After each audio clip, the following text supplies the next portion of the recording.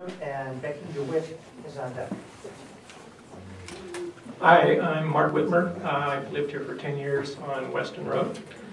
And I wanted to begin by briefly summarizing a study that caused some confusion in the popular press in the last year, and that was the announcement by the EPA that the water in Dimmock was okay to drink.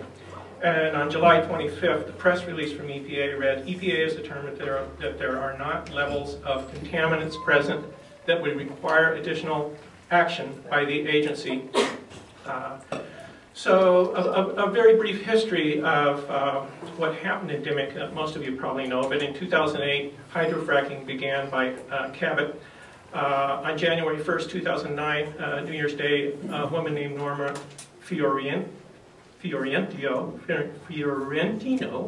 her gas well exploded and cracked a concrete slab. Subsequently, the Pennsylvania Department of Environmental Protection determined that methane contamination had contaminated aquifers under Carter Road in the area. And in late 2011, they allowed Cabot to stop delivering, claiming that Cabot had met its obligations under a consent agreement. And in January of this year, EPA stepped in to address citizen complaints of contamination, and so those were released this summer. And so I decided to look through the document, and I did that. You can go right online and get it. And it's a PDF, 725 pages. So I'll summarize it here. I'm going to take a few extra minutes. No, I'm not.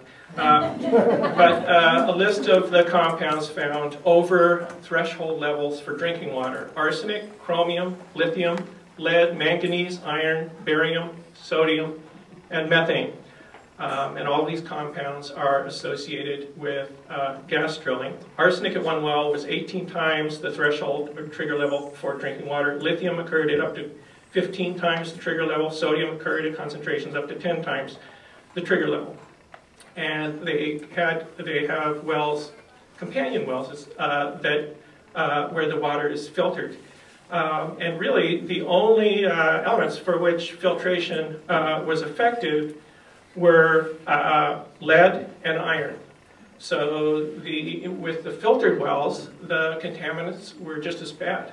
So I think that leads one to wonder how EPA could announce such a conclusion, and one has to think about the issue that many people speaking tonight have raised about the influence of money in politics. So